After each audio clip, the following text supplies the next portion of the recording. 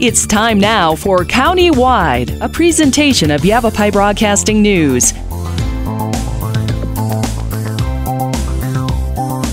You'll hear about the interesting issues and happenings that affect all our lives. Here's today's County-Wide. Welcome to the program. Again, it is County-Wide. I'm Brad Miller, and we're happy to welcome via Zoom today John Udell. John is the Arizona NORML acting co-director. NORML, of course, an acronym for the National Organization for the Reform of Marijuana Laws. And John, we say good morning to you, and thank you for joining us. I believe you're in South Phoenix today. Is that right? That is right. Good morning. It's a pleasure to be with you. Thank you much. I wanted to talk about, of course, last week or maybe week before, recently the administration announced essentially forgiveness or pardons for many, if not all, folks who have been convicted of nonviolent marijuana law infractions. Am I saying that right?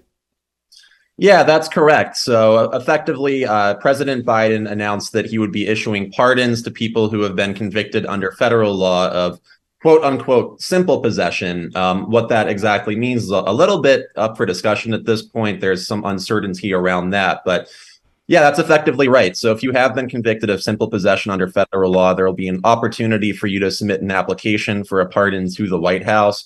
And that's a really big deal for many folks across the country. I imagine some of whom are in Arizona when it comes to getting jobs, having access to quality housing, state licensing opportunities. So certainly for those thousands of people, this is really big, earth-shaking news. When we talk about nonviolent, it seems to me that would be a word of a lot of importance to a lot of people who might have concerns about this. Anytime we hear anything in the news about we're going to open the doors to prison cells, some folks do get concerned. NORML's position is these are folks who were convicted not improperly under law as it existed, but perhaps should not remain incarcerated under state laws that are now in place in dozens of states and seems like a growing number. Is that how you see it and your organization sees it? Yeah, that's exactly right. So these folks, I imagine there could have been some certainly who were wrongly convicted, but many of them were convicted under the laws as they were on the books. The big problem goes to those laws being on the books, which is why NORML's been involved in this fight for so long. Across the country, we're talking about tens of thousands, maybe hundreds of thousands of Americans who have been stripped of their liberty for doing nothing that's interfered with the liberties or the rights of other people. And they're not posing a danger to the public. Many of these folks are being barred from the economy, from being, tax-paying citizens. And we think it's time to end that unjust persecution, allow these folks to recover from the collateral consequences of a marijuana offense that, again, cause no harm to anybody at all. At the very most themselves, and I think that's very much up for debate for the overwhelming majority of them. So yeah, that's correct. And NORML has kind of existed for decades, really, kind of with that as part of the mission. Isn't that right? Some of the reasons for wanting to reform marijuana laws, which has happened in a number of states in recent years, for that very thing. Is that right? Nonviolent, non-dangerous, if you will, offenders, kind of what you just described a minute ago. Isn't that kind of what NORML has been about? Yeah, that's exactly right. So NORML is the National Organization for the Reform of Marijuana Laws. We go way, way back 50 years at this point to 1970, shortly after President Nixon initially declared war on drugs and adopted the Controlled Substances Act. And it arose out of this idea that it's just absurd and laughable to treat cannabis, which there's no evidence showing it's more dangerous than alcohol, on the same level as other substances like LSD, like heroin, methamphetamine, et cetera, that pose significant risks to consumers that just really aren't there when it comes to cannabis. So NORML's been promoting, advocating for the freedom of Americans and Arizonans to engage in those kind of choices, that so long as they don't harm other people. And it's been encouraging. Certainly, a lot of progress has been made in the last 50 years, and this announcement just in the last couple of weeks is a really big deal too. But it's important to know this is all just a good start, what's been happening out of the Biden administration. There's certainly a lot more work to do when it comes to reforming marijuana laws, whether it's, making sure we finally get rescheduling or descheduling, strengthening our medical marijuana program in Arizona, promoting fair competition. So that's right. We have been at this for a very long time, 50 years now, and we've made a lot of progress, but there remains to be a lot of work left to do. A lot of folks, I think, when they hear the name NORML and understand the acronym, the reformation of marijuana laws, would argue that in Arizona, Colorado, some other states, many other states actually at this point, victory. Way to go, NORML. You did it.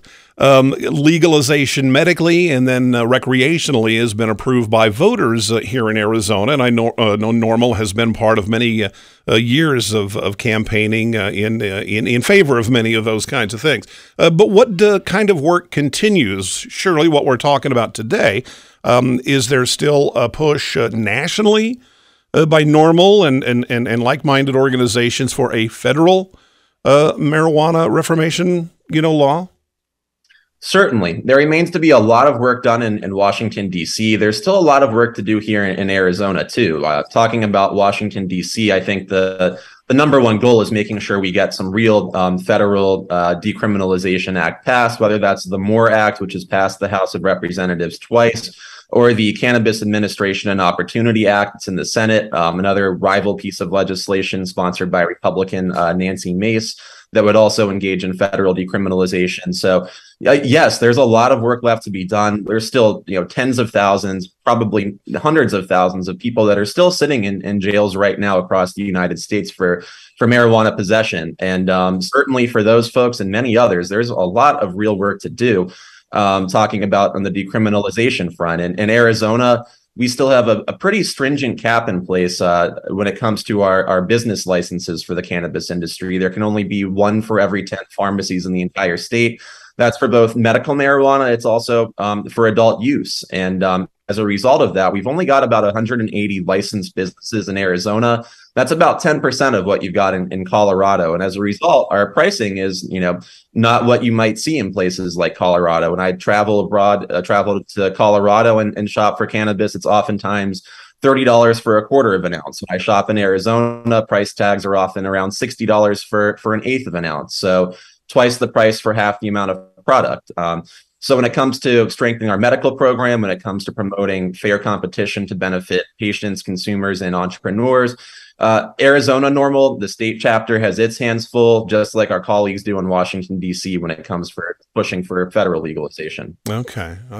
One of the things, and perhaps we'll take our first of two breaks here, and when we come back, part of the press release that you sent to media outlets that really got my attention, I think most of us heard in national news coverage about the administration's, I'm not sure what the word is, forgiveness or pardons of nonviolent marijuana convictions. Most of us caught that in the news, but a secondary piece of this that I was not aware of until I got your information is that the administration, as part of this same measure, is considering rescheduling marijuana. Is that right? That's right. They announced an administrative review to consider the appropriate placement or not placement of marijuana on the schedules of controlled substances. So we could be seeing either descheduling or rescheduling. Okay. And that's a pretty big distinction, too. Okay. I want to get into that, and let's do that when we come back from our short break, John. Our guest is John Udell. John is the Arizona NORML organization, the acting co-director, and talking about marijuana laws in Arizona, the administration's forgiveness program, or I'm not sure the word, but you'll school me during our break, John, on exactly what it is, and then potentially rescheduling marijuana. It's countywide, and we'll take a short break and be back after this. Your neighborhood Jackson Hewitt Tax Service for over 25 years and continues to serve the communities in northern Arizona. Jackson Hewitt is here to help you file your personal taxes. As laws and situations change, your local Jackson Hewitt Tax Service professional stays updated to serve you.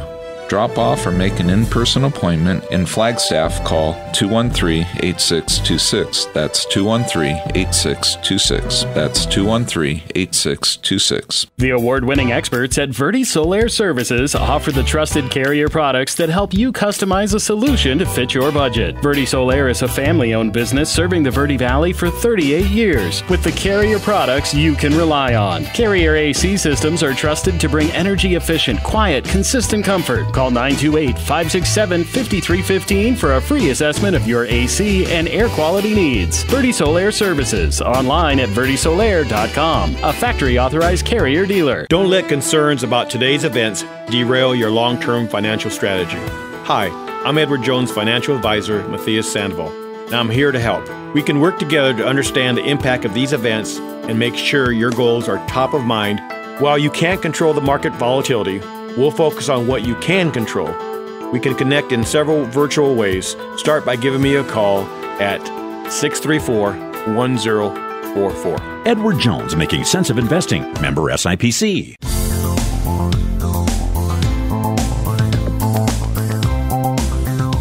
Welcome back to Countywide. I'm Brad Miller, and our guest today via Zoom is John Udell, and John is the Arizona NORML, the national organization for the reform of marijuana laws. He's the acting co-director for Arizona NORML. And again, John, we appreciate you being here. Again, with part of the pardon recommendation from the Biden administration, there's also a concern, or at least perhaps a potential review of rescheduling marijuana. Tell me what that means and what that's about.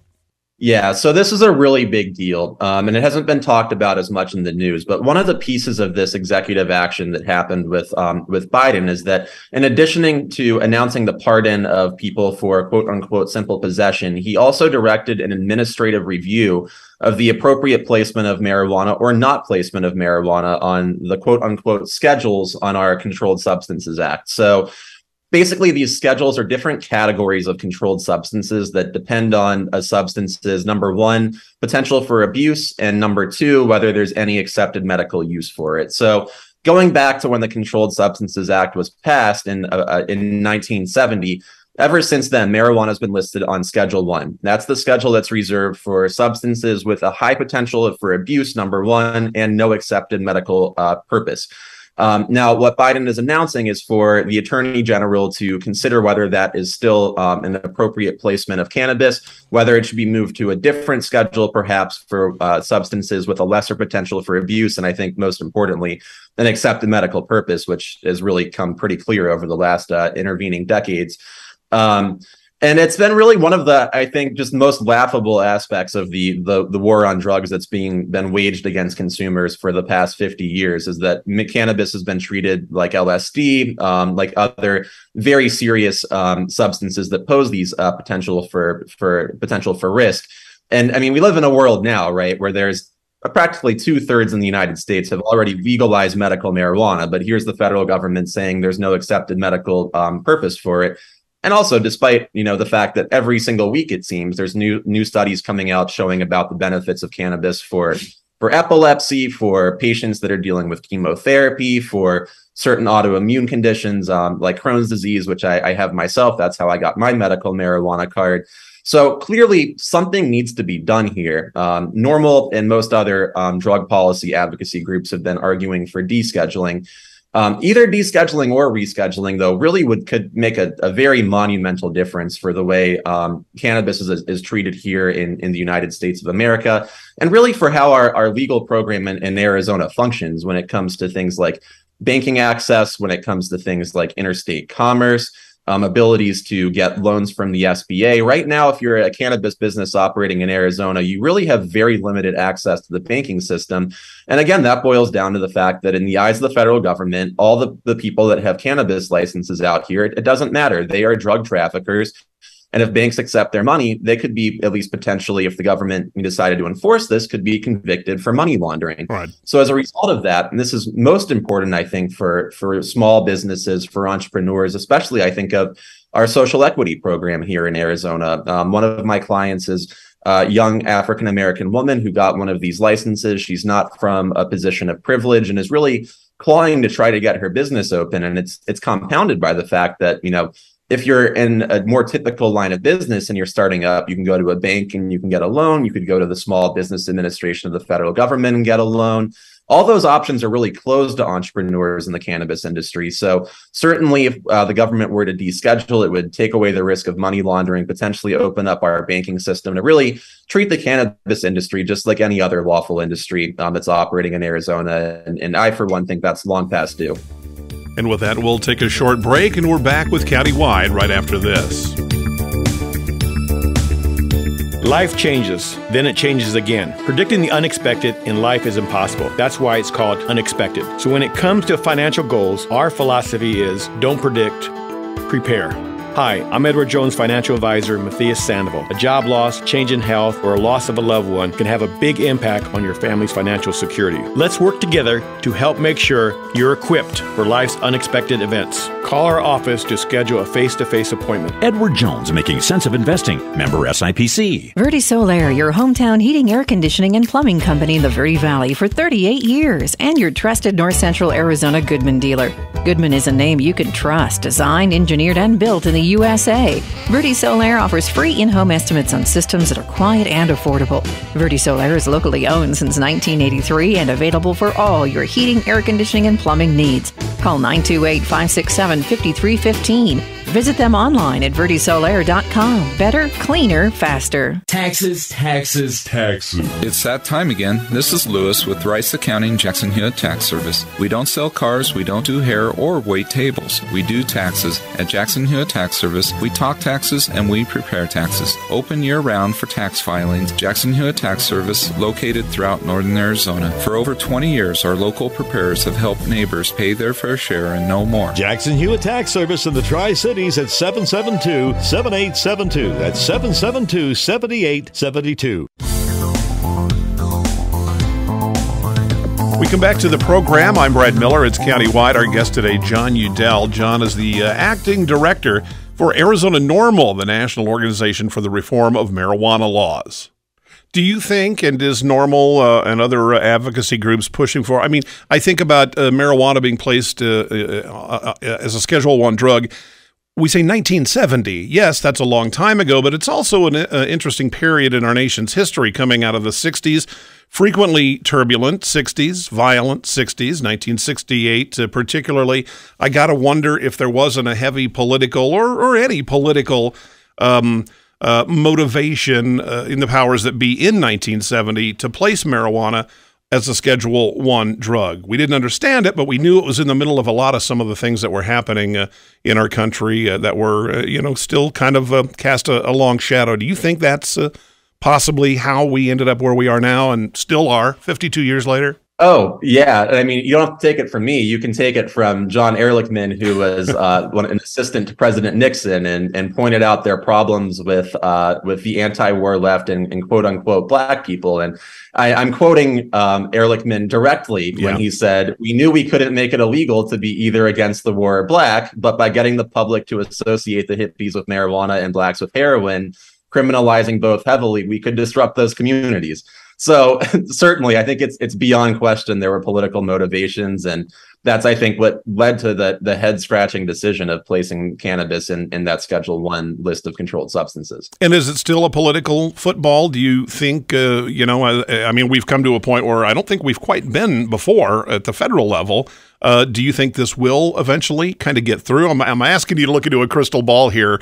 That's a little unfair, but do you feel momentum is behind what your group does?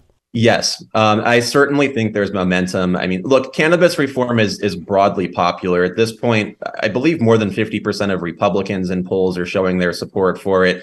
70% of Democrats are. Independents are broadly supportive too. And really, there's different lines of arguments for both sides and different reasons why both sides find it appealing. I think when you look at the Democratic side of the aisle, you can talk about the really very real concern about disproportionate enforcement of these laws and how the brunt of them have fallen on people of color. If you're a person of color who consumes cannabis, you're 3 to 4 times more likely than a white person to be arrested and convicted for it. And again, this can really throw lives and off course and tear apart families. So there's a lot of very real concerns there. On the Republican side, too, especially when we're talking about medical marijuana with folks at the Capitol, I mean, I don't know how many times we've heard the words medical freedom come out in the last few years, but that's really what medical marijuana reform is all about, giving people the freedom to take medicines that work for them. And just, I would say, freedom generally. I think it's very consistent with the conservative libertarian ideology to not be wasting our tax dollars throwing people in jail for nonviolent, harmless conduct that's occurring on their private property. Really, it's about freedom. That's what this is all about. So yes, I do think things are changing. I think that President Biden's announcement is one indicator of that. I think the dueling cannabis bills that are in Congress right now, the Cannabis Administration and Opportunity Act in the Senate, and the two different cannabis reform bills that are in the House of Representatives are also indicators of that. And again, one of those sponsored by Representative Nancy Mace. So I think that's a really encouraging sign from my perspective, that now it's not just Democrats that are out and leading on this. It's really becoming, I think, a bipartisan issue, as it should be. The flip side of that, though, and I think a little bit of cause for concern, is that I'll note that after Nancy Mace, Representative Mace, introduced that bill, within the next week, she was swiftly censured by her state's Republican Party. So there has been a lot of progress in terms of changing hearts and minds. There still remains some work to be done, but I certainly am encouraged. I know all of my colleagues at Arizona NORML are, that this is becoming, I think, a much more mainstream issue and a much more bipartisan issue, which is really where it ought to be going. And do you think education is primarily behind some of the changes of opinion, particularly medically? And you kind of alluded to that there in that segment. It seems like as people have come to understand, especially medical applications of marijuana, it has changed people's or diminished people's attitudes toward the marijuana remaining illegal. Do you think it's just an education issue that has got us where it is now in Arizona? I think that's a big part of it. I think in Arizona right now, there are far more people that have a friend or a family member who's consuming cannabis, oftentimes medically, than there were decades ago.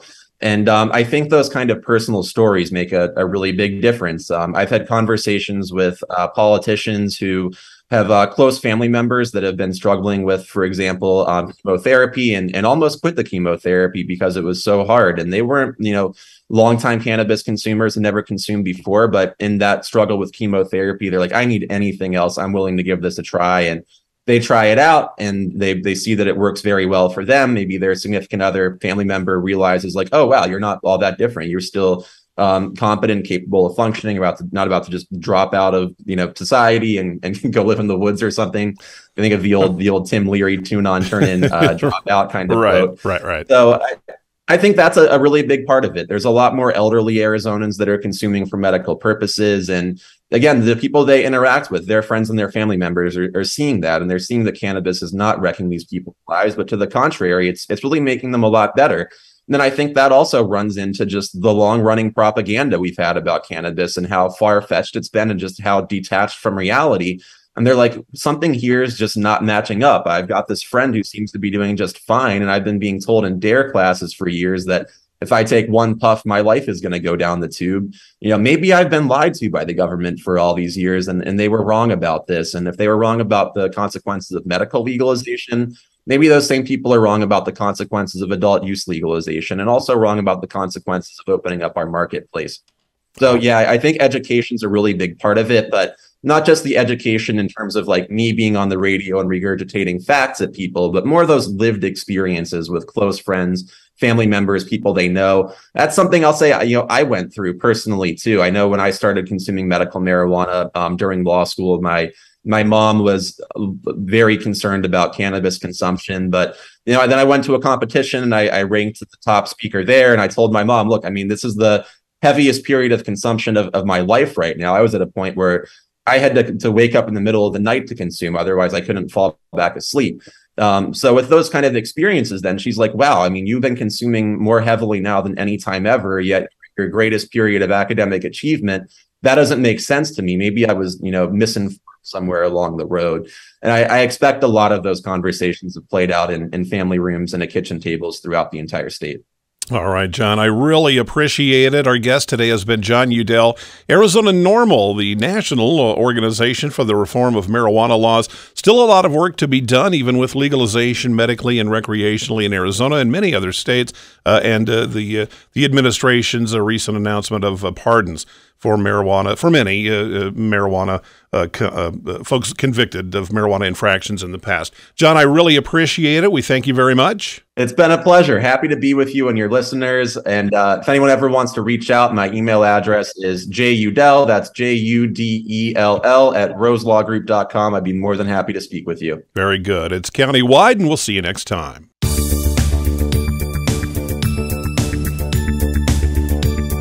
This has been Countywide. Listen in each Tuesday and Thursday at this time. If you have a topic or guest idea that you'd like to suggest, email us, news@myradioplace.com.